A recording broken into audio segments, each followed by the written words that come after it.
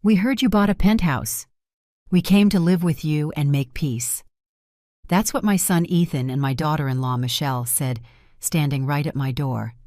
After 6 months of throwing me out onto the street like an animal, now they wanted to come back. But what they saw when they walked in left them completely paralyzed. I'm Evelyn. I'm 68 years old. And I never thought the people I loved most in this world would betray me in the cruelest way possible. It all began the day my husband Gregory died. For 45 years, I was the perfect wife, the mother who sacrificed everything for her family, the woman who never said no when they needed me. I cooked, I cleaned, I took care of everyone without asking for anything in return. When Gregory died of a heart attack 2 years ago, my world fell apart. The house where we had built our dreams became an empty, silent place. The first few months, Ethan and Michelle came to visit me. They comforted me. They promised I would never be alone. "We're a family, Mom," Ethan would tell me while he hugged me. "We'll always be here for you." What liars they were. Little by little, the visits spaced out. The calls became shorter. When I called them, Michelle would hang up, saying she was busy. Ethan stopped answering my messages. I became a burden, that annoying old woman who interrupted their perfect lives. 6 months ago, the most humiliating moment of my existence arrived. Ethan and Michelle showed up at my house with a completely different attitude. There were no more hugs, no more fake smiles. Michelle was wearing an elegant red dress, her hair perfect, looking at me as if I were a cockroach. Ethan had papers in his hand, and a cold expression I had never seen before. "Mom, we need to talk," Ethan said, without even greeting me.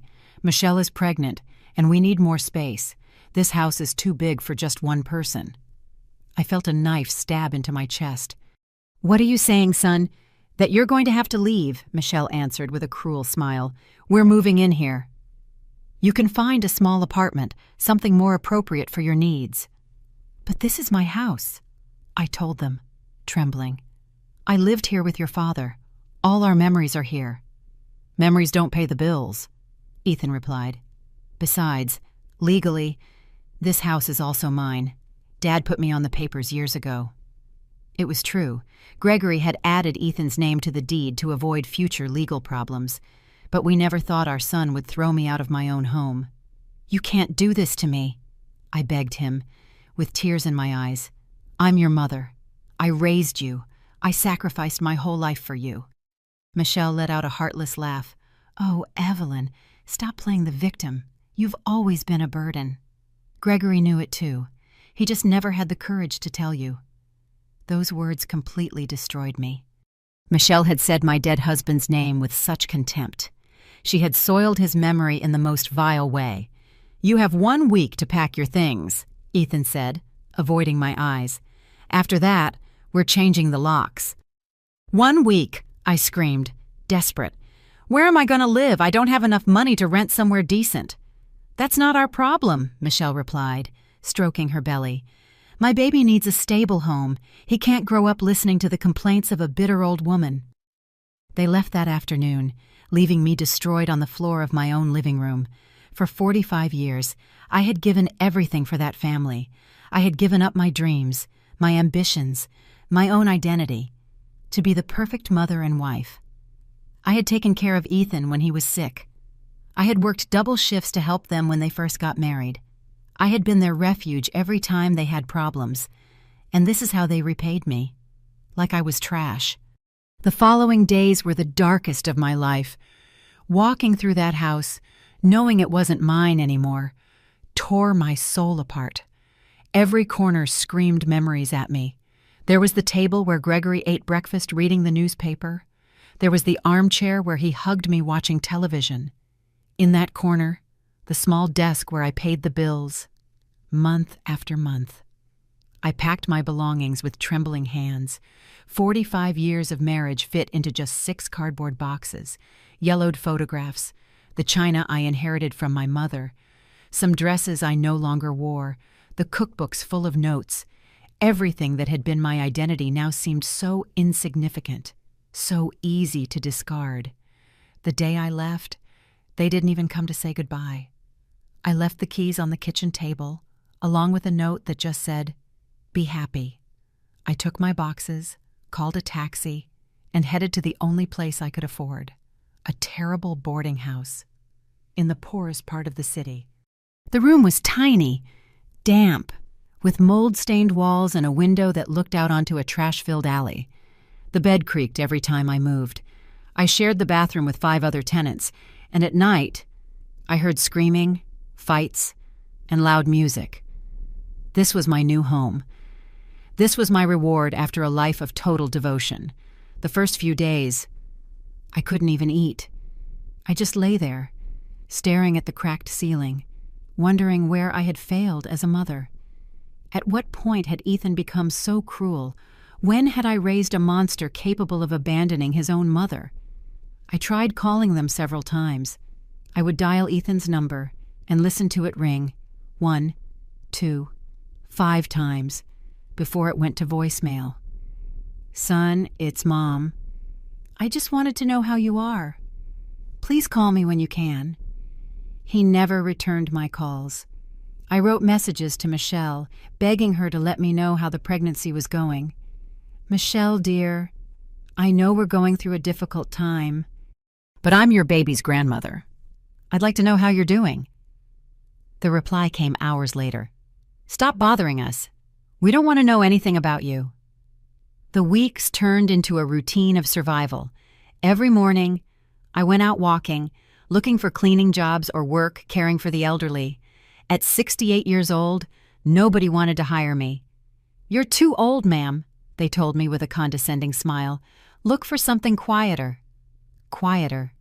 My whole life had been quiet, predictable, and look where it got me. To eat. I bought the cheapest things at the supermarket, stale bread on discount, cans of tuna on sale, fruit that was about to go bad. Some days, I only ate once, just to stretch the little money I had. I lost 20 pounds in 2 months. My clothes hung off me. My face looked gaunt, but nobody cared. The nights were the worst.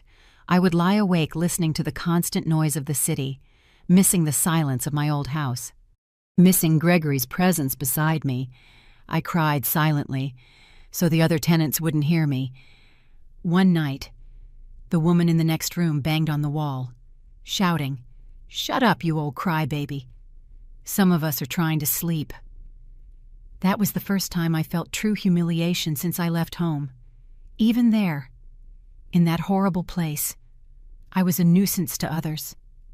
One day, walking downtown, I saw Michelle coming out of a baby clothes store. She was carrying expensive bags. Her belly was noticeably bigger. She looked radiant, happy. She got into a new car, a silver sedan I had never seen before. Obviously, they were spending the money that used to maintain our house. I ran towards her, shouting her name. "Michelle, Michelle, wait!" She turned and saw me running in my old stained dress, my worn-out shoes, my unkempt hair. The look of disgust on her face hurt more than any physical blow. "What are you doing here?" she asked. Looking around to make sure no one saw her with me. "I just wanted to know how you are," I said, gasping for breath. "How is my grandchild?" "Your grandchild is perfect, and he's going to stay perfect as long as he stays away from you," she replied, getting quickly into the car. "Michelle, please, just let me." She started the engine and drove off, leaving me standing on the sidewalk like a crazy person, talking to myself. People passing by looked at me with pity or annoyance.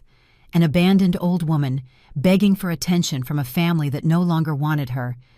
That night, sitting on my miserable bed, I made a decision. I wasn't going to beg anymore. I wasn't going to humiliate myself asking for scraps of love from those who had betrayed me. If they wanted to treat me like I was dead, then I would be dead to them too. But fate, as it often does, had other plans for me. 2 weeks after that humiliating encounter with Michelle, while cleaning my few belongings, I found something that would change everything forever. At the bottom of one of the boxes, wrapped in old newspaper, were some letters I hadn't seen in years. Letters that Gregory had written, but never given to me. Letters he kept in his personal desk.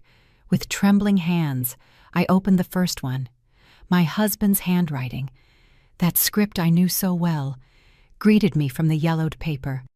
My dearest Evelyn, if you are reading this, it's because I'm no longer with you. There are things I never told you, secrets I kept to protect you, but now you need to know everything. My hands were shaking so much I could barely hold the letter. Gregory's voice seemed to be speaking to me from beyond the grave, telling me secrets he had kept for decades. Before I met you, I worked for years in a real estate company. With my savings and some risky investments, I bought several plots of land on the outskirts of the city. They were cheap then. Nobody wanted them because they were far from everything. I thought one day they might be worth something, but the years passed, and I forgot about them. When we got married, I decided not to mention them, so you wouldn't worry about money that might never exist. The papers are in a safety deposit box at the central bank, number 1247. The key is behind our wedding photograph, taped to the back. My love, if anything happens to me, those lands must be worth a fortune now. The city grew out that way. There are shopping malls, buildings, everything I dreamed would happen one day. My breath caught in my throat. I dropped the letter and ran to our wedding photograph, which I had saved among my few possessions.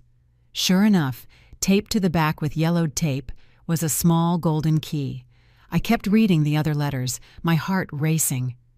Gregory had documented everything: lot numbers, exact locations, old blueprints, even photographs of the empty plots taken in the 70s. He had bought 12 different properties, all in areas that I now knew were the most valuable in the city. I didn't want to tell you because you were happy with our simple life, another letter continued, but if I'm ever gone, I want you to know that I never left you unprotected. You are the strongest woman I know, Evelyn, stronger than you even realize. If anyone tries to hurt you, remember that you have the power to defend yourself. I love you forever. Your adoring husband, Gregory. I cried for hours, hugging those letters. My Gregory, my sweet Gregory, had been taking care of me even after his death. He had foreseen that I might need resources. He had planned for my future without me even knowing. The next morning, very early, I went to the central bank. My hands were sweating as I handed the key to the clerk. "Safety deposit box 1247, I said, trying to sound confident. "Identification?" the young man asked, without looking up. I showed him my ID with trembling hands. He checked a list, then looked at me curiously. "Ma'am, Evelyn, this box hasn't been opened in over 2 years. Are you sure it's yours?" "It was my husband's. He passed away 2 years ago." He led me to a private room and opened the box. Inside were piles of documents, deeds, blueprints, and something that took my breath away. An envelope with my name written in Gregory's hand. For my warrior, when she discovers who she really is. Inside the envelope was an updated appraisal of the lands, dated just 6 months before Gregory's death. The 12 lots were now worth a total of $2,400,000. $2,400,000. I sat down on the plastic chair in the bank, feeling the world spin around me. I was a millionaire. I had been living in that miserable boarding house, eating leftovers, being humiliated by my own family, while a fortune was waiting for me. But the most important thing wasn't the money. It was what it represented: freedom, power, the ability to make decisions for myself for the first time in decades. That afternoon, I returned to my room at the boarding house and sat on the bed, carefully planning my next moves. I couldn't act impulsively. Ethan and Michelle had played dirty with me. They had calculated every move to destroy me. Now it was my turn to play, but I would do it better than them. Over the next few days, I hired a lawyer specializing in real estate. I asked for absolute discretion and explained that I wanted to sell some properties without anyone knowing I was the owner. "Do you want to use a corporate name?" Mr. Peterson asked me, a trustworthy older man who reminded me of Gregory.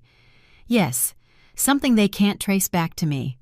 We created a shell company called Future Holdings LLC with Mr. Peterson as the legal representative. In 2 weeks, I had sold 4 of the properties for $600,000. I kept the rest as a long-term investment. With that money, I began my silent transformation. First, I moved into a discreet but comfortable hotel downtown. Nothing flashy, just a clean place where I could think clearly. Then, I went to a salon and got a complete makeover. A modern haircut, dye to cover the gray, manicure, pedicure, facial.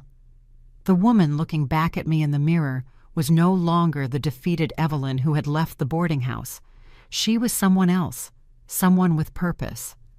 I bought new clothes, elegant but not flashy, dresses in neutral colors, comfortable but high-quality shoes, discreet accessories. I wanted to look like a successful woman, but without raising suspicion if someone saw me on the street. The next step was the most important, finding Ethan and Michelle's weak point. I hired a private investigator recommended by Mr. Peterson. I asked him to find out everything about my son and his wife's financial situation. Where did they work? How much did they earn? Did they have debts? How were they paying the expenses for the house that was once mine? The results came back a week later, and they didn't surprise me. Ethan had taken out a mortgage on the house, using it as collateral. He owed $120,000 to the bank. His salary barely covered the monthly payments, the utilities, and Michelle's pregnancy expenses. They were living on the edge, pretending to have a life they couldn't afford. Michelle had quit her job to focus on the pregnancy, so they were completely dependent on Ethan's salary. According to the investigator, they had several major arguments about money. The neighbors had heard them screaming at each other at night. Perfect, I thought. The same greed that led them to throw me out of my own house was now becoming their downfall. But I was in no hurry. I had learned that revenge served cold is much more effective. I spent the next few months watching them from a distance, studying their routines, their weaknesses, their fears. I followed them discreetly when they went shopping, when they went to the doctor, when they visited friends. I became an invisible shadow in their lives, learning everything about them, while they believed I had disappeared forever. One afternoon, while watching them from a cafe across from my old house, I saw them arguing violently in the yard. Michelle was screaming and waving her arms. Ethan had his hands on his head as if he was desperate. Although I couldn't hear the exact words, the body language said it all. They were in crisis. That night, alone in my hotel room, I opened my laptop and started searching for properties for sale. Not just any property, something specific, something that would send a clear message. After hours of searching, I found it. A spectacular penthouse in the most exclusive building in the city. 4 bedrooms, 3 bathrooms, a terrace with a panoramic view, luxury finishes. Located on the 42nd floor. Price, $800,000. It was perfect. It was the exact opposite of the defeated woman they remembered. It was the symbol of power I needed for the next phase of my plan. I called the real estate agent first thing the next day. "I'm interested in the penthouse at the Sun Tower," I said in a firm voice. "Excellent choice. When would you like to schedule a visit?" "I don't need to visit. I want to buy it today, in cash." There was a silence on the other end of the line. "I'm sorry, ma'am. Did you say cash?" "That's right. I have the money available immediately." That afternoon, I signed the papers and became the owner of the most coveted penthouse in the city. When the keys were in my hand, I knew it was time for the next phase of the plan. It was time for Ethan and Michelle to know that the woman they had betrayed was back. But this time, I wasn't returning as a victim. I was returning as a predator. The penthouse was even more impressive than I had imagined. 42 floors up, with floor-to-ceiling windows offering a panoramic view of the entire city. The finishes were Italian marble, the kitchen had high-end stainless steel appliances, and the private terrace was as big as the entire house I had lived in with Gregory. But I wasn't there to admire the decor. I had work to do. I hired the best decorators in the city to furnish the place with discreet but imposing elegance. I wanted every detail to convey silent power: cream-colored leather sofas, glass and steel tables, modern art, exotic plants. Everything had to look like it belonged to a successful woman, not the humiliated widow they remembered. While the decorators worked, I continued to develop my strategy. The private investigator kept me informed of Ethan and Michelle's every move. The news was not good for them. Ethan had been fired from his job at the construction company. According to my sources, he had a huge argument with his boss for being constantly late. His supervisor had given him several warnings, but Ethan ignored them, thinking he was indispensable. How wrong he was. Without his salary, they couldn't pay the mortgage on the house. My house. The house where they had planned to raise their child after throwing me out like trash. Michelle, 7 months pregnant, was desperately looking for work. But who would hire a woman about to give birth? She had tried to go back to her old office, but they told her they had already filled her position. I saw her leave the building crying, holding her swollen belly, with a look of total panic. It was exactly what I needed. One afternoon, while I was drinking tea on my terrace, watching the city I now dominated from above, my phone rang. It was Mr. Peterson. "Mrs. Evelyn, I have some interesting news. The bank is initiating foreclosure proceedings on the property where your son lives. Apparently, they've missed 3 consecutive payments. How much time do they have before they lose the house? According to the law, about 2 more months if they don't fix the situation. Do you want me to investigate further?" "Yes, but I also want you to find out something else. Would it be possible to buy that mortgage debt to become their creditor?" There was a pause. "It's unusual, but technically possible. Are you sure you want to do that?" "Completely sure. Make the necessary arrangements." In 2 weeks, through my shell company, I became the new creditor for the mortgage on my old house. Now, technically, Ethan and Michelle owed me $120,000. Of course, they had no idea that their new creditor was the same woman they had thrown out onto the street. But it wasn't time to reveal my hand yet. I wanted them to suffer a little more, to feel the real desperation. The same desperation I had felt when they left me with nothing. I decided to accelerate their agony in a subtle but effective way. I hired a collection agency to pressure them for the missed payments, daily calls, threatening letters, visits to the house, nothing illegal, but aggressive enough to keep them in a constant state of stress. I also made sure that rumors spread in the neighborhood about their financial situation. It wasn't hard. In those neighborhoods, information travels fast. A word here, a comment there, and soon everyone knew that Ethan and Michelle's perfect family was bankrupt. The investigator informed me that Michelle had to sell her new car to get fast cash. I saw her one day waiting for the bus, in her wrinkled green maternity dress, carrying shopping bags from the cheapest grocery store in the area. How different she looked from the arrogant woman who had thrown me out of my own home. Ethan had started working as a taxi driver at night, desperate to generate income.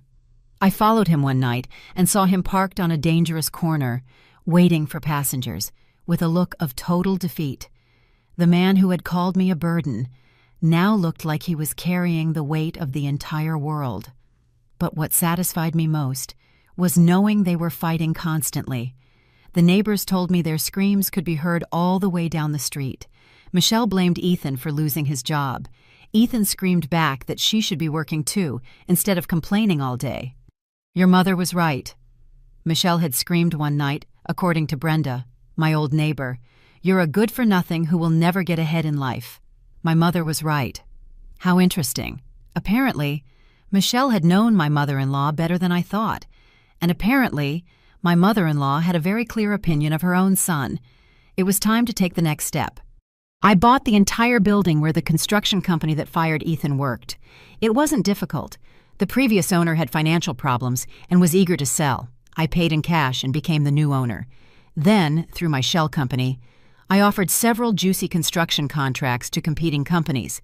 Contracts that normally would have gone to the company where Ethan worked. Slowly, methodically, I was destroying any chance of him finding stable work in his field. I also bought the building where Michelle used to work. When she tried to go back and beg for her old job, she found there were new owners and new policies. Policies that, coincidentally, did not favor hiring employees who had quit abruptly. Everything was going according to my plan, but the most important piece was still missing: the moment of the reveal. One night, while dining alone in my penthouse, I decided it was time to plant the seed that would bring them straight to me. I needed them to know about the penthouse, but in a way that seemed casual, accidental. I hired an actor to pose as an old friend of Gregory's. I gave him specific instructions. He was to casually run into Ethan somewhere public and mention, as if in passing, that he heard I was now living in a penthouse. "How is it possible Evelyn has money for that?" the actor was supposed to ask with fake surprise. The plan worked perfectly.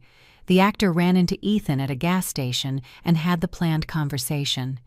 Ethan went home that night with 1,000 questions and a growing suspicion that he had seriously underestimated his mother. "It's impossible," he told Michelle, according to my network of spies. "My mother doesn't have money for a penthouse. She must be living on handouts somewhere." But the seed of doubt had been planted. Over the next few days, I saw them do something they hadn't done in months. Investigate me. They asked neighbors, called old acquaintances. They even hired someone to find out where I was. When they finally confirmed that I was, in fact, living in the most exclusive penthouse in the city, their shock was visible from space. Michelle spent 3 days without leaving the house, probably processing the information. Ethan looked lost, confused, as if his entire world had been turned upside down. Because that's exactly what had happened. The woman they had discarded as useless trash was now living better than they could ever dream. The burden they had thrown out of their own house had more power and resources than they could gather in their entire lives.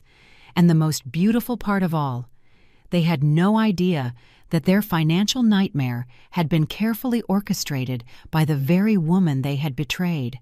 Now, all I had to do was wait. I knew they would come. Desperation, curiosity, and greed would bring them straight to my door, and when they arrived, I would be ready for them. The call came exactly as I had predicted. It was a Tuesday morning, while I was having breakfast on my terrace, watching the city wake up below me. The phone rang with a number I recognized immediately. Ethan. I let it ring 4 times before answering. I had to seem surprised, as if I hadn't been waiting for this call for weeks. "Hello." "Mom? It's me. Ethan." His voice sounded different, smaller, more broken. The arrogance he had when he kicked me out was gone. "Ethan, how did you get my number?" I faked confusion perfectly. It was hard to find you. Mom, we need to talk." "Oh, now you need to talk to me. How interesting. Months ago, you told me I was a burden and you wanted nothing to do with me." There was a long silence. I could hear his nervous breathing on the other end. "Mom, things are complicated. Michelle is 8 months pregnant. I lost my job. And we heard that, well, that you have a penthouse." There it was. The real reason for his call. It wasn't family love or genuine regret. It was pure financial need, disguised as reconciliation. "A penthouse. Who told you that? A friend of Dad's mentioned he saw you. Mom, we don't understand how it's possible. When you left the house, you didn't have money for anything." Things change, son. Sometimes the people you least expect turn out to have surprises. Could you tell us what happened? Michelle and I are going through a very hard time. Maybe we could come visit you and talk. The audacity left me speechless for a moment, After humiliating me, throwing me onto the street, ignoring my calls for months, now they wanted to talk because they found out I had money. Visit me. Are you sure you want to do that? The last time we saw each other, you told me I was a bitter old woman who only caused problems. Mom, we were just very stressed at the time. We didn't mean those things. Liar. Of course they had meant every cruel word that came out of their mouths. Look, Ethan, I've been living very peacefully since I left what used to be my house. I don't know if I want complications in my life again. Please, Mom. Michelle feels terrible about what happened. She wants to apologize to you personally. And so do I. Michelle felt terrible. How convenient. She probably felt terrible now that she knew the woman she treated like trash lived in a place she could never afford. All right, I said finally. You can come tomorrow afternoon. But on one condition. No more lies between us. If you come here, it's to talk with total honesty about what happened. Yes, Mom. Total honesty. I promise. Another lie. But this time, I held all the cards. I gave them the address of the building and told them to come up to the 42nd floor. I could imagine his face when he saw the address of one of the most exclusive buildings in the city. After hanging up, I sat on my terrace, planning every detail of their visit. It had to be perfect. It had to send the right message, that the woman they had underestimated now had all the power. I hired a catering company to prepare an elegant lunch, nothing flashy, but refined enough to make it obvious my standard of living had changed dramatically. Salmon, gourmet salads, imported wines, delicate desserts, the kind of food Michelle had dreamed of serving at her social dinners, but could never afford. I also made sure the decor was impeccable. Fresh flowers in every room, the cushions perfectly arranged, the artwork well lit. I wanted every detail to scream at them that I had triumphed while they were sinking. But the most important thing was my appearance. I went to the most exclusive salon in the city and got a full treatment. Pedicure, manicure, facial, an elegant hairstyle. I bought a new dress, beige, elegant but not exaggerated, designer shoes, discreet but obviously expensive jewelry. When I looked in the mirror, I saw a completely different woman from the one who had cried leaving that house months ago. This woman had power. She had control. She had the ability to decide the fate of those who had betrayed her, the night before their visit. I called Mr. Peterson to update him. They are coming to visit me tomorrow. I want you to have all the documents ready, related to the house mortgage and the properties I've bought in their area. Do you plan to reveal that you are their creditor? Not yet. First, I want to assess how desperate they really are. But I want all the information ready, in case I decide to use that card. Understood. The documents will be on your desk tomorrow morning. That night, I could barely sleep. Not from nerves, but from anticipation. For months, I had fantasized about this moment, the moment they would fully understand what they had lost when they decided to betray me. The next morning, I got up early and checked every detail of the penthouse. Everything had to be perfect. I put on soft classical music in the background. I strategically placed some books on the coffee table. I left a laptop open, showing financial investment charts. At 2 p.m, the doorman called me. Mrs. Evelyn, there's a couple here asking for you. They say they're your son and daughter-in-law. Send them up, please. I stood in front of the living room window, with my back to the door, looking at the city stretching out infinitely below me. I wanted the first thing they saw to be that panoramic view, that visual demonstration of how far I had come. I heard the private elevator open on my floor, then slow, uncertain steps down the marble hallway. Finally, the doorbell. Come in. It's open, I said, without turning around. The footsteps entered my living room and stopped abruptly. The silence that followed was deafening. I could feel their shock, their disbelief, their total confusion. Slowly, I turned around to face them. Ethan was standing in the entrance with his mouth open, looking around as if he had entered another planet. He was wearing old jeans and a wrinkled shirt. He looked gaunt, with deep dark circles and several days' worth of stubble. This was not the arrogant man who had kicked me out. This was a broken shadow of his former self. Michelle was beside him, with her enormous belly and a look of total shock. Her yellow maternity dress looked cheap, faded, nothing like the elegant woman I had known. Her shoes were worn out, her hair was dull, and she had that grayish pallor of someone under extreme stress. "Hello, Ethan. Hello, Michelle," I said with a calm voice. "Welcome to my home." "Mom, How is this possible?" Ethan murmured, still looking at the artwork, the designer furniture, the luxury finishes. "How is it possible that—" "Son." "All this place, this wealth." Michelle was still silent, but I could see tears forming in her eyes. They weren't tears of joy at seeing me again. They were tears of understanding, of realizing the magnitude of what they had lost when they decided to treat me like trash. "Sit down," I told them, pointing to the Italian leather sofa. "We have a lot to talk about." They sat down like robots, still processing what they were seeing. The contrast was perfect. Them, broken and desperate, sitting in my palace, surrounded by everything they could never have. "We heard you bought a penthouse," Michelle had said when they arrived. "We came to live with you and make peace." But now that they were here, they were completely paralyzed by what they saw, and this was just the beginning. The silence stretched on for several minutes. Ethan and Michelle kept looking around the penthouse as if they were in a museum, trying to process that this opulence belonged to the woman they had thrown out like she was homeless.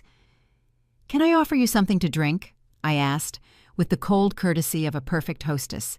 "French sparkling water, wine from an Argentine vineyard I just discovered. Or do you prefer special bean Colombian coffee?" The specific mention of expensive brands was not accidental. I wanted them to understand that every detail of my new life was a level of luxury they had never experienced.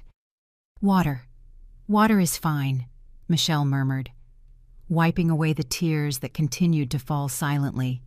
Ethan couldn't speak.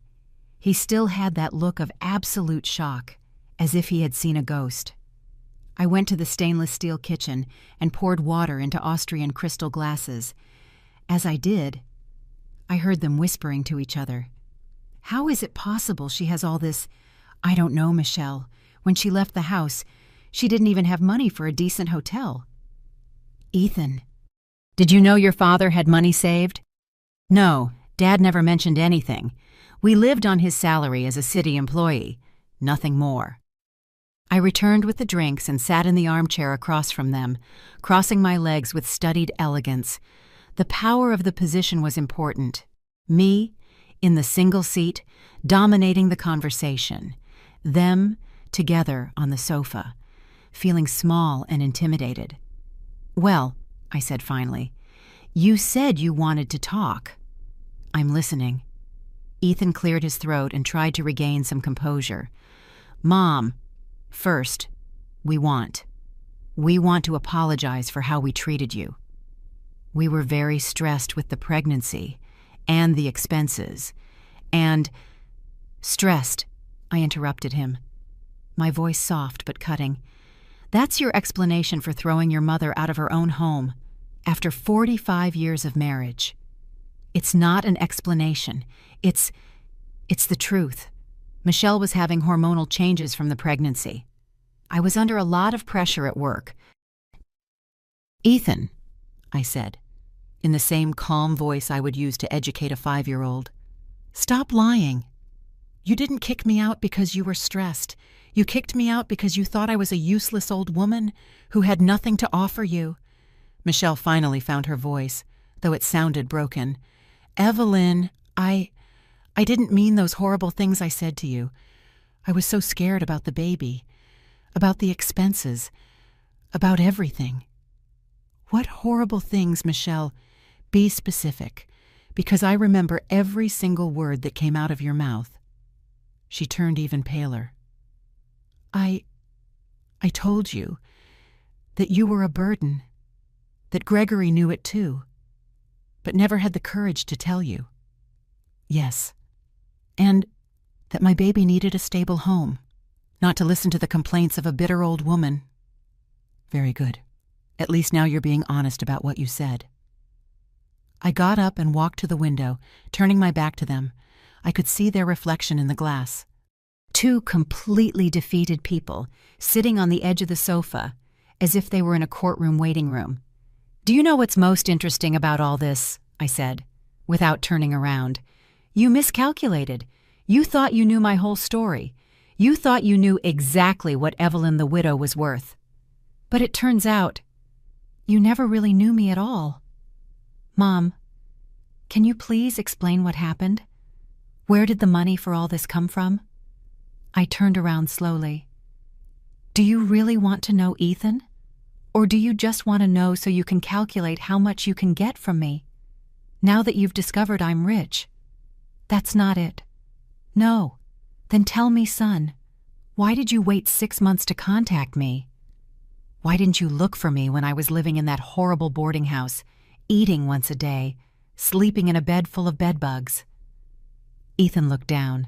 He had no answer for that. "I'm going to tell you a story," I continued, walking slowly around the sofa where they sat. 2 years ago, when your father died, I was exactly the woman you thought I was.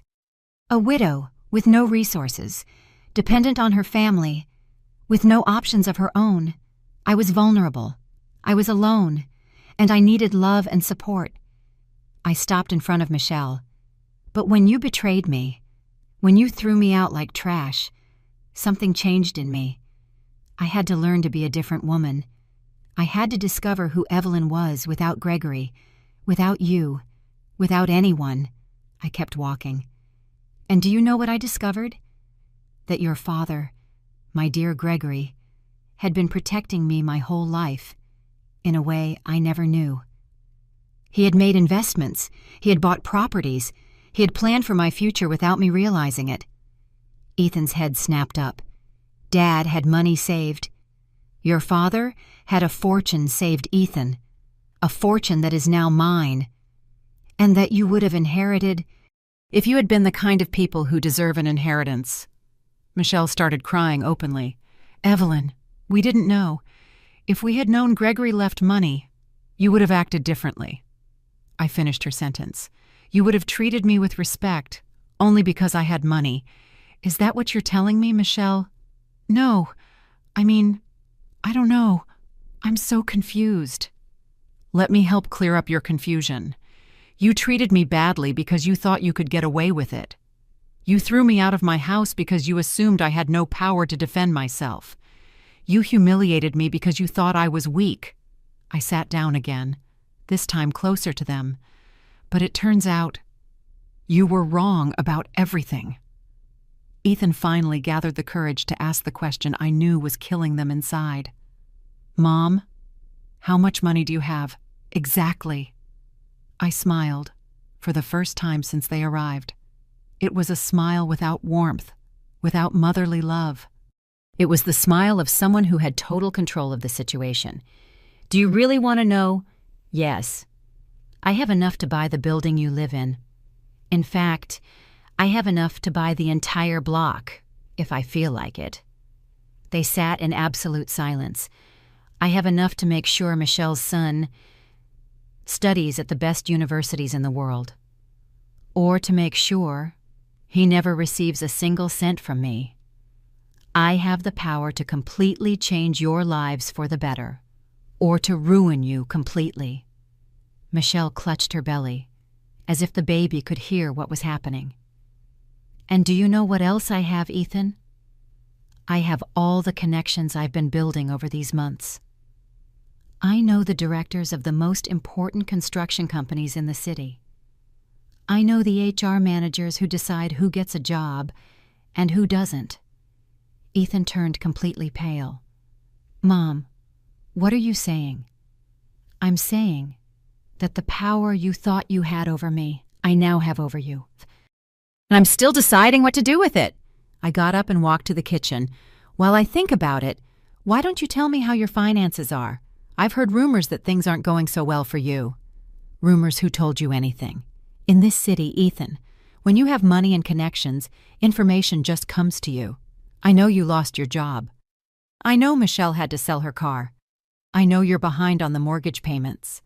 Michelle completely broke down. We don't know what to do. The baby is due in a month, and we don't have money for anything. They're going to take the house, and we have nowhere to go. What a terrible situation, I said, in a completely neutral voice. You must feel very vulnerable, very desperate, very alone.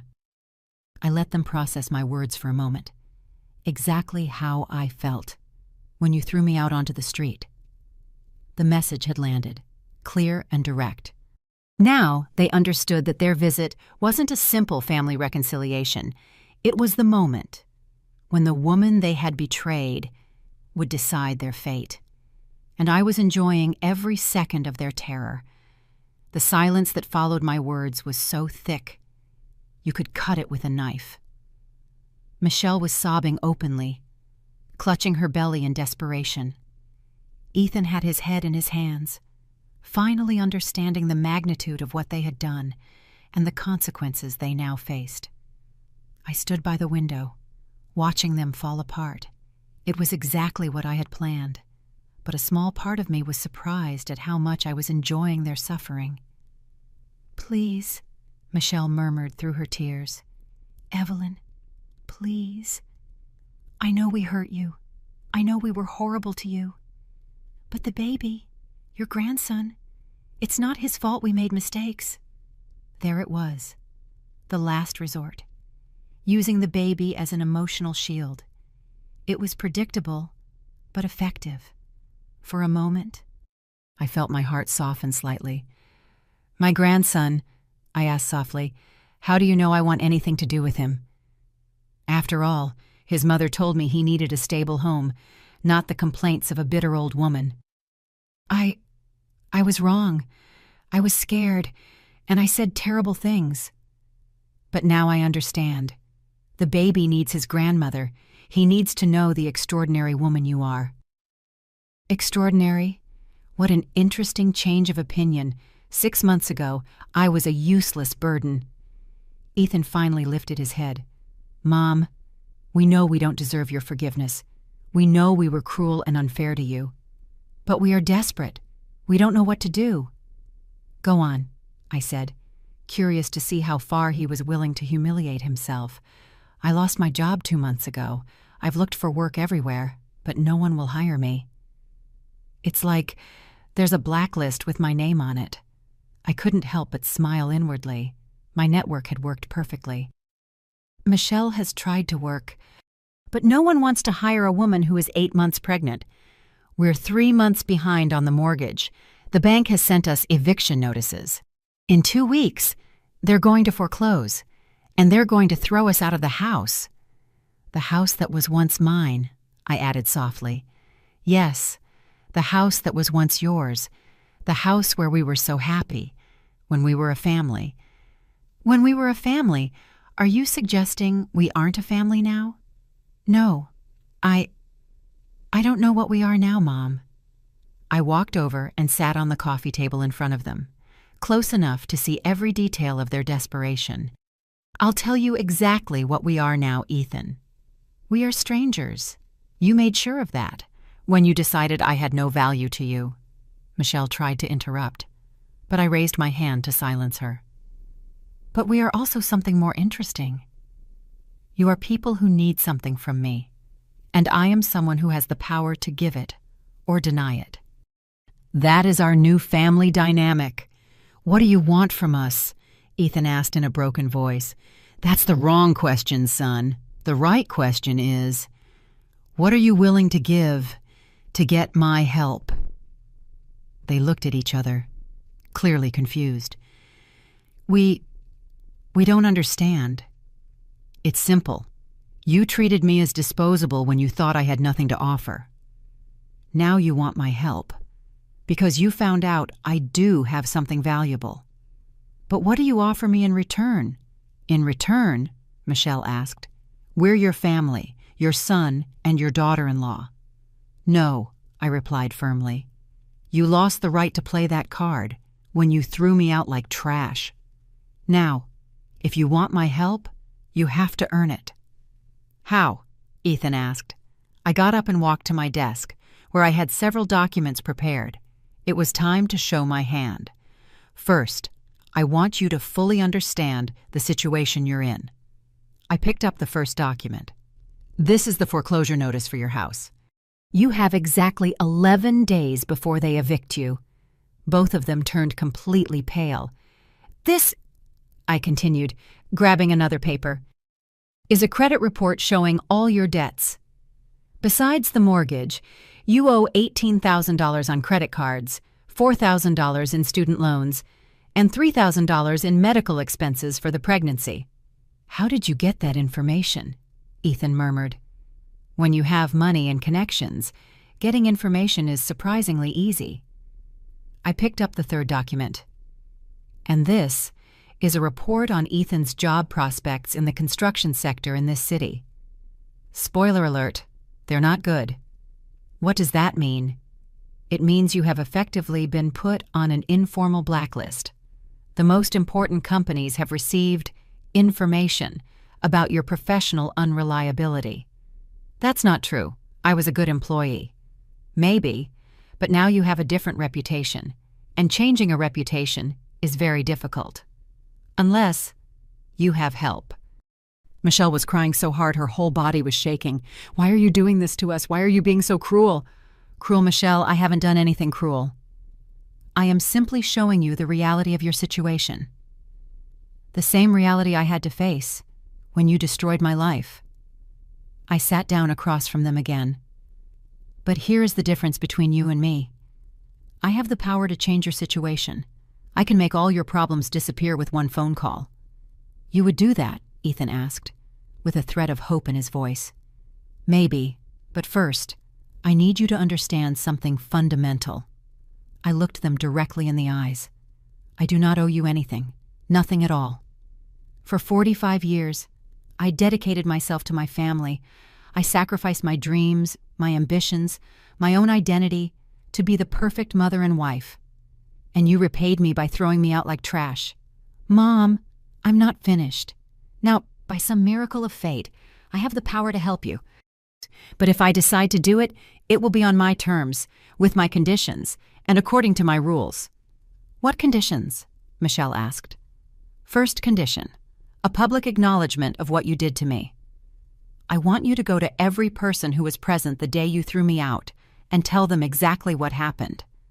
I want you to admit that you were cruel, unfair, and that I did not deserve that treatment. They looked at each other, uncomfortable. Second condition, Michelle will stop using my last name. If you are going to be in my life, it will be because I decide to forgive you, not because you have some family right to me. But the baby will have the last name I decide, when it's born, if I decide to have a relationship with him. Third condition, you are moving out of the house. That house has too many painful memories for me. If I help you financially, it will be to find a new place where you can start over, without contaminating my happy memories with Gregory. But where will we live? That depends on how well you meet my other conditions. How many more conditions are there? Ethan asked. As many as I deem necessary, because this time, I am the one in control. I stood and walked to the window again. You have 24 hours to decide if you accept my terms or if you prefer to face your situation alone.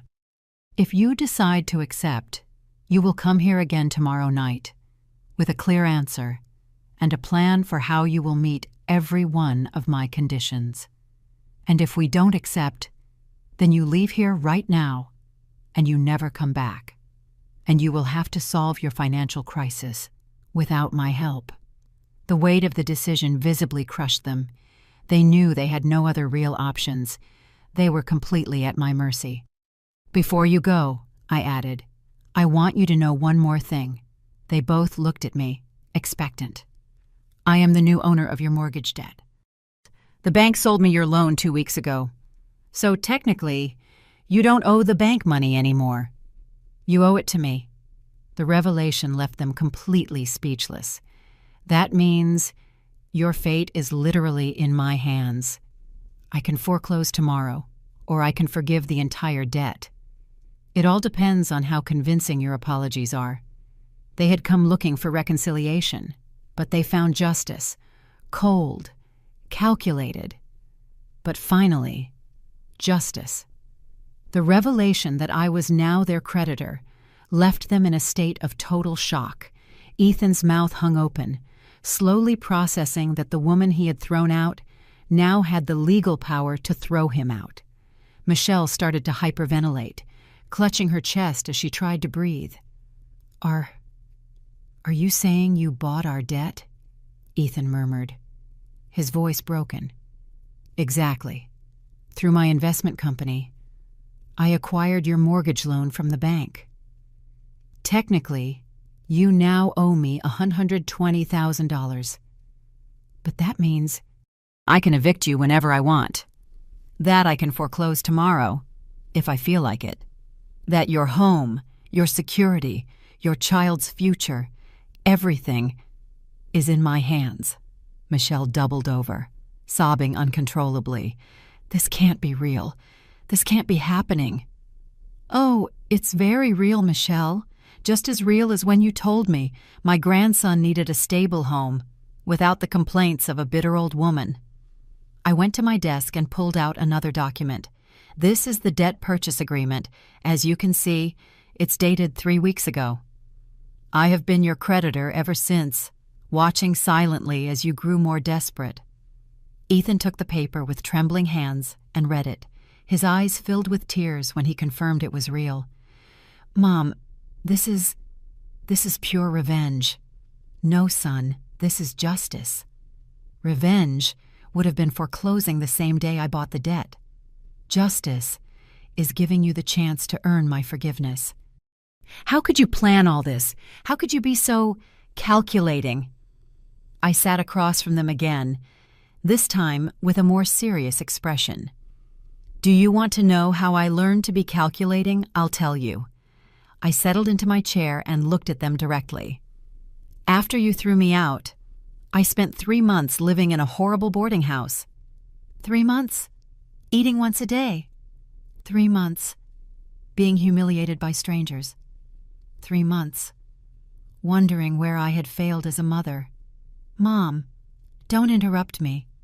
During those 3 months, I cried every single night. I blamed myself. I thought, maybe you were right. Maybe I was a useless burden." Michelle lifted her head, her eyes red and swollen. "But one night, after a woman in the boarding house yelled at me for crying too loud, I had a revelation. It wasn't me who had failed. It was you. You had failed as human beings. You had a right to be angry," Ethan admitted. "It wasn't just anger, it was clarity.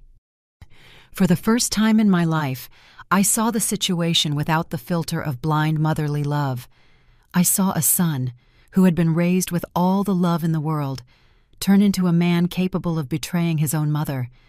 I saw a daughter-in-law who had been welcomed into my family like a daughter turn into a cruel woman who used words as weapons. I walked to the window, and when I found Gregory's letters, when I discovered the inheritance, I understood that the universe was giving me a second chance. Not just to survive, but to teach you a lesson that you clearly needed to learn." "What lesson?" Michelle asked. "That actions have consequences. That when you betray someone, especially someone who loves you unconditionally, there is a price to pay." I returned to my seat. "So yes, I planned all of this, carefully. I studied your movements, your weaknesses, your fears. I became the predator you never saw coming." "And now what?" "You're going to destroy us completely. That decision hasn't been made yet. It depends on you." I took another document from the desk. "This is a payment plan my lawyer prepared. If you decide to meet my conditions, you can pay off your debt to me in 5 years with no interest. No interest. No interest. I will also get Ethan a job at a prestigious construction company with a salary that will allow you to live comfortably. Why would you do that after everything you said? Because despite everything, I am still your mother.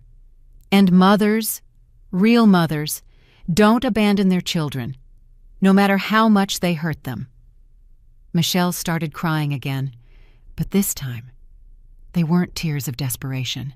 They were tears of relief. But, I continued, my voice firm, if you reject my conditions, if you try to negotiate or manipulate the situation, I will foreclose immediately. I will evict you without a cent. And I will make sure Ethan never finds work in this city again. We understand, Ethan murmured. Do you? Because I need to be completely sure that you understand the situation. I stood up and walked around them slowly, like a lawyer questioning witnesses. You are no longer my loved ones who made a mistake. You are debtors who betrayed their creditor. The difference is crucial. What do you need us to do to prove we understand? Tomorrow, before you come here, you will go visit every person who was present the day you threw me out. You will tell them exactly what happened, and you will apologize in my name, in your name. You will tell them, we come to apologize to Evelyn for her because we treated her unfairly, and we want her to know that we recognize our mistake. Period. Ethan swallowed hard. To everyone, even the neighbors, especially the neighbors. I want the entire block to know that its new owners recognize they made a grave error in judgment. New owners, I smiled, for the first time in the whole conversation. Oh, did I forget to mention, I also bought the entire block where you live. I am now the owner of every house on that street. The shock on their faces was absolute. All the houses, all of them. It was a smart investment. The area is appreciating quickly. But that means that all your neighbors are now my tenants. And they are all going to know exactly why you lost your house. Michelle grabbed her belly as she felt a contraction. Are you okay? I asked, my maternal instinct kicking in automatically. It's just the stress. The baby moves a lot when I'm nervous. For the first time in the whole conversation, my expression softened slightly. Michelle, regardless of what you decide about my conditions, when the time comes for the birth, I will be there, if you need me. Really. That baby is my grandchild. No matter what happened between us, I am not going to punish an innocent child for the mistakes of his parents. Ethan covered his face with his hands. Mom, how did we get to this point? How did our family get so broken? It broke because you decided that money was more important than love. It broke because you thought you could treat someone badly without consequences. Is there any way to fix the damage? Maybe, but fixing it takes time, genuine effort, and real changes in who you are as people. I sat down one last time across from them. You have until tomorrow at 8 p.m. to decide. Either you accept my conditions completely, or you face the consequences of your decisions alone. And if we accept, can things go back to how they were? No, Ethan, things will never go back to how they were. But maybe we can build something new. Something based on mutual respect, instead of assumptions about who has power and who doesn't. They stood up slowly from the sofa. Michelle needed Ethan's help to get to her feet. Thank you for giving us a chance, she murmured. Don't thank me yet. First, prove you deserve it. I walked them to the penthouse door. One more thing, I said before they left. When you return tomorrow, I want you to bring a handwritten letter explaining exactly what you learned from this experience and how you plan to be different in the future. A letter, because written words have weight, and I need to see that you truly understand the gravity of what you did. They left in silence, carrying the weight of everything they had discovered. When I closed the door, I stood in my living room, surrounded by luxury, but feeling a strange emptiness in my chest. I had won. I had the power. I had the control. I had the justice I had sought. But for the first time in months, I wondered if victory would taste as sweet as I had imagined. The night after their visit was the longest I had spent in months. I stayed awake on my terrace, watching the city lights twinkle like earthbound stars, reflecting on everything I had said and done. For the first time since I started my plan for revenge, I felt something like doubt. Had I gone too far? Was this justice? Or just cruelty in disguise? But every time I started to soften my position, I remembered Michelle's exact words. "My baby needs a stable home. He can't grow up listening to the complaints of a bitter old woman." I remembered the cruel smile on her face when she threw me out of my own house. I remembered the months of humiliation, hunger, and desperation. No, I hadn't gone too far. I had gone exactly where I needed to go. The next day, early, reports started coming in from my spies in the neighborhood. Ethan and Michelle had started their apology tour at 7 a.m. House by house, neighbor by neighbor, humiliating themselves publicly, just as I had demanded. Brenda, my old neighbor, called me to tell me all the details. "Evelyn, you can't imagine what I just witnessed. Your son and his wife came to my house, crying, apologizing for you. They said they had made a terrible mistake, and they wanted the whole block to know." "What else did they say?" "Michelle was crying so hard she could barely speak. Ethan told me the whole story, how they kicked you out, how they treated you badly, how they realized they had lost the best mother in the world because of greed." "And what did you tell them?" "I told them I always knew they were ungrateful, that a woman like you, who sacrificed her whole life for her family, deserved respect, not betrayal. I also told them I hoped they learned their lesson." Throughout the day, similar reports kept coming in. At every house, Ethan and Michelle repeated the same story, publicly apologizing for treating me unfairly. By noon, the entire block knew exactly what had happened and who was right in this story. At 6 in the evening, 2 hours before our meeting, I prepared carefully. I dressed in a gray pantsuit, elegant but authoritative.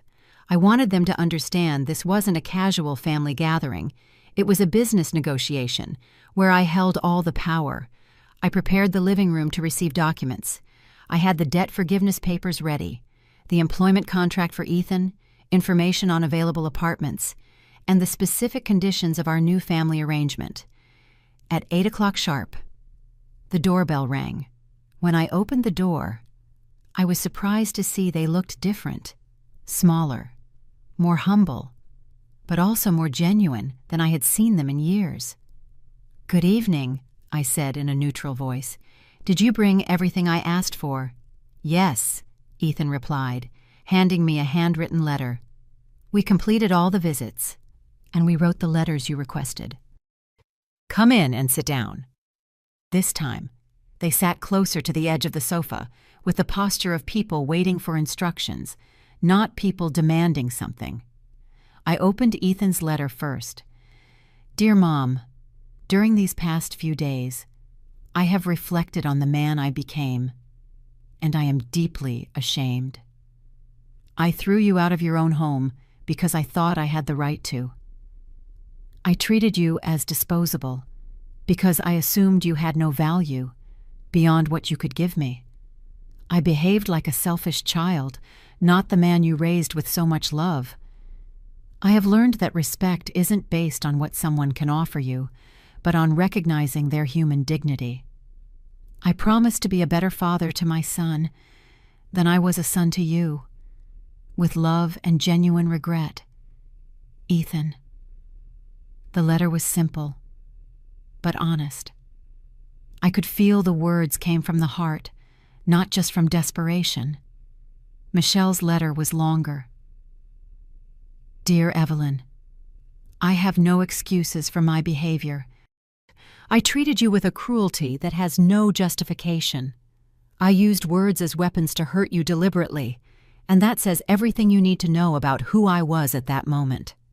During these months, as my life fell apart, I understood what it means to be vulnerable, to be scared, to depend on the kindness of others. And I realized that was exactly what you felt when we threw you out. The difference is, you had done nothing to deserve it. I want my son to grow up knowing his grandmother, but only if you decide to forgive me.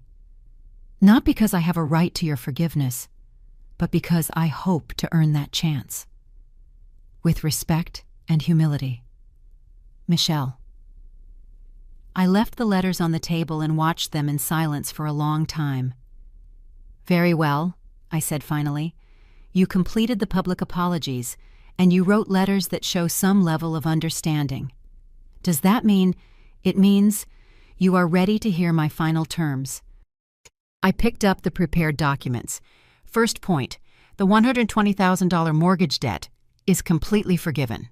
The house is yours, free and clear. They looked at each other in total disbelief. Really? Really? But don't get too excited. There are conditions. Which are, the house comes with the condition that it will be placed in a trust for my grandson. You can live there until he turns 18, at which point he will decide what to do with the property. We understand. Second point, Ethan, you will start work on Monday at Meridian Construction, one of the most respected firms in the city. Starting salary, $5,000 a month. $5,000, that's more than double what I earned before. It's what an employee is worth, who arrives on time, works hard, and has a strong recommendation. Which brings me to the third point. I looked at them seriously. I will be your silent supervisor for the first year. If you are late one time, if you treat a coworker badly, if you show any sign of the arrogant behavior you showed with me, you will be fired immediately, and you will not be able to get a job at any other construction firm in this city. Understood. Fourth point, Michelle will receive full prenatal care at the most exclusive clinic in the city, all expenses covered. Michelle started to cry with relief. Fifth point, when my grandson is born, I will be present, if you wish. And I will have regular access to him, not as a favor you grant me, but as a right I have earned as his grandmother. Of course. Sixth point, you will never again make important family decisions without consulting me first. Moves, jobs, the child's education, everything must be discussed with me. Isn't that a little, you lost the right to complete family autonomy when you proved you don't know how to make decisions that consider everyone's well-being? You're right. Seventh and final point. Once a month, for the next 5 years, you will come to dinner with me. Not because we have to pretend we're a normal family, but to maintain open communication and to ensure you are holding up your end of the agreement. I stood up and walked to the window one last time. These terms are non-negotiable. You accept them completely, or you reject them completely. There is no middle ground. We accept, they said in unison. Are you sure? Because once you sign these documents, there is no turning back. We're sure, Ethan confirmed. We spent the next hour signing documents, reviewing details, setting dates. When we finished, for the first time in months, the three of us were sitting in the same room, without open hostility. Can I ask you something? Michelle said, as she put her copies of the contracts away. Go ahead. Will you ever be able to truly forgive us, or will we always just be an obligation to you? The question took me by surprise. For months, I had planned this moment, but I had never really considered what came next. Honestly, Michelle, I don't know. Forgiveness isn't something you can force or schedule. It's something that grows over time, if actions prove it's worthwhile. And if we work really hard to show you we've changed, then maybe, with time, we can build something new. Not the relationship we had before, because that died the day you kicked me out. But maybe something different, something more honest, something better. I smiled, for the first time, with genuine warmth. Maybe. Ask me in 5 years. When they left that night, I stayed alone in my penthouse, feeling something I hadn't felt in a long time. Peace. I hadn't won my family back. That family was gone forever. But I had gained something more valuable: respect, honesty, and the possibility of a future built on solid foundations instead of fragile assumptions. 6 months later, when my grandson was born, I was there to welcome him, and when I held him in my arms for the first time, I understood that it had all been worth it, not for the revenge, but for the chance to start over.